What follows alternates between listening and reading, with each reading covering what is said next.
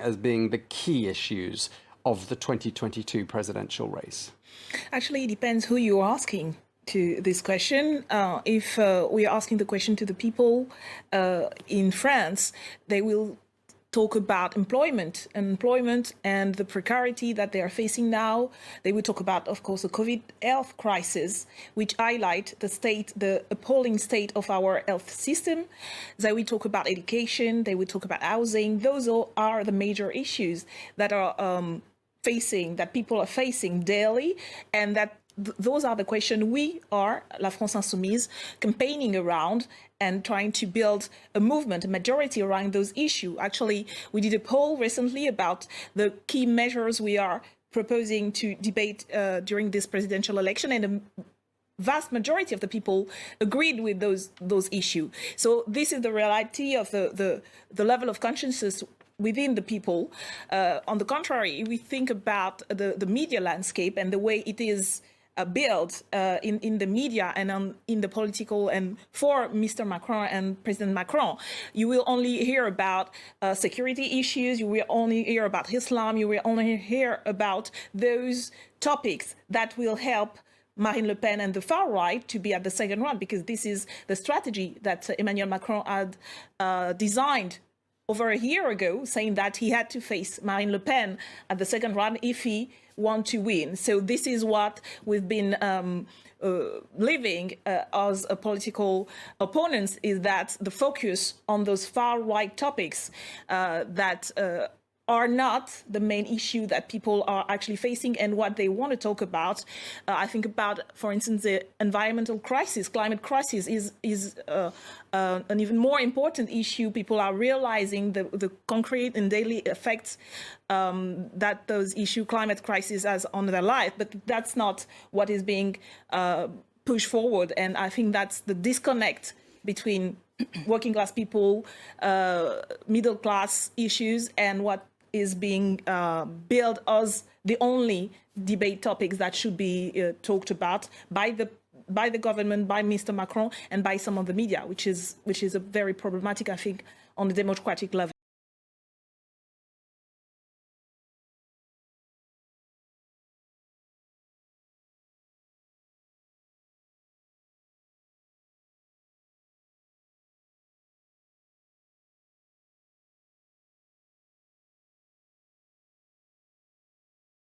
I really stand to my first statement, is that this is a field that is built. For instance, there was a poll showing that maybe 2/3 of the people invited in the morning shows in France were from the right. I mean, that's appalling on a basic democratic level, the way it is shaped in order to highlight not just the issue, but the right-wing and far right-wing point of view. It was referred about Mr. Zemmour, which is a total media build-up, and that is all today focusing with all those vile and xenophobic. This is a man who's been condemned by the justice twice for hate speech, but is given free rein on mainstream media. So this is what is being felt. I don't mean that there's no law and order problematic. Of course they are, and that should be discussed. And we have a lot of things to say how we should reshape our police and policing and those policies around it. But the problem is, for instance, you've been talking about the Yellow Vest movement as a law and order movement, which it wasn't. It was about environmental justice. It was about economic issue. It was mainly, and those and the demands were about social justice, about economic justice. That's the majority of what has been happening. You talk about the pension movement. Those were the major social movement that has been happening in this country over the past years. And this is about pension. You talk about anti-police and anti-police brutality movement. This is about equality. And it has nothing, I mean, of course, the way Mr. Macron and the government reacted was by crashing those movements, by unleashing police brutality, and that's a reaction of the government that created those law and order problems.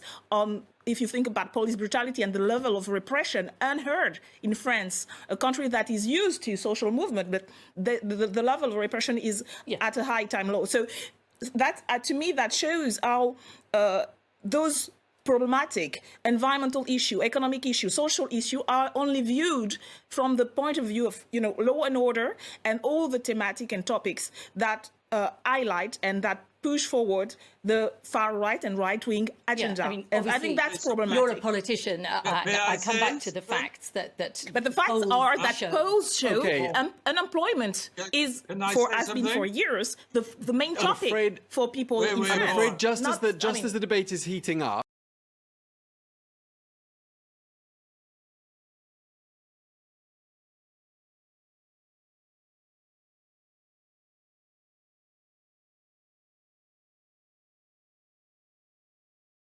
that lots of other countries haven't provided.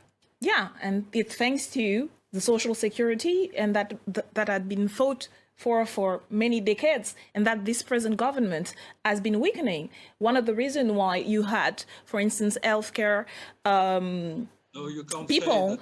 Yes, there have been healthcare has been weakened by the system, and that's the very reason why you had nurses and you have healthcare providers that were onto the street protesting the handling of this government, and that's what the problem is. You talk about the economy, of course it's important, but I think what is important when you talk about economy is the way the government has been willing to go back to the way it used to be, business as usual. That's the only, and you heard my colleague Pierre-Henri Dumont also saying that what's burdening the future generation, it's the debt. We're facing a crisis, environmental crisis that is threatening the very existence of humanity, and the right wing, and I include Mr. Macron and Mr. Dumont in the same side. They are just focused about the debt. I think that the problem is we have been witnessing rising inequalities, economic inequality. There's a rising poverty in France that we've never seen before. And we have 5 years. I finished it. 5 years. Just 1 second. We've been 5 years with a government that pretended to make our planet great again, but has been done nothing, to the point that NGOs have been protesting the government. Those are the main issues. All right, rising inequalities and not facing climate change. Rising inequalities I think and climate change. that's impact economy and the future of this country.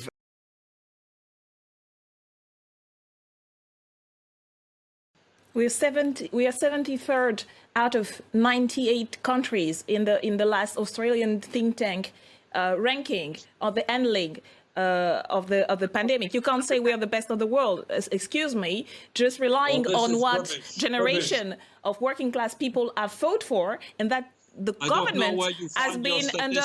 Oh no, it's a liberal think tank in Australia that has been ranked.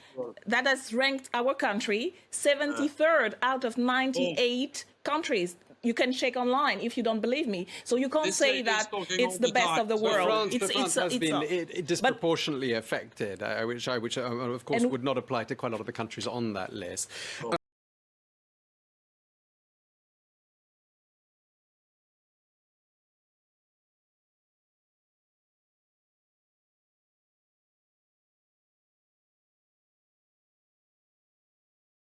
Actually, I don't know what she got, because she doesn't have any program. She doesn't have any concrete proposition. The feeble measures she put forward were completely vacuous, because there was no stand on them, economically speaking. So to me, it's a sign. She is the illustration of the shift to the right, even of the Socialist Party, who my colleague Dumont pointed that Emmanuel Macron had Socialist Party members inside his party, but he used to be in the Socialist Party, so he was very close to Anne Hidalgo, and they're very compatible. And now that it just doesn't only talk right, he act right. All the economic and cultural policies been implementing on all subjects were right-wing policy. The former prime minister you interviewed was from the Républicain, the right wing.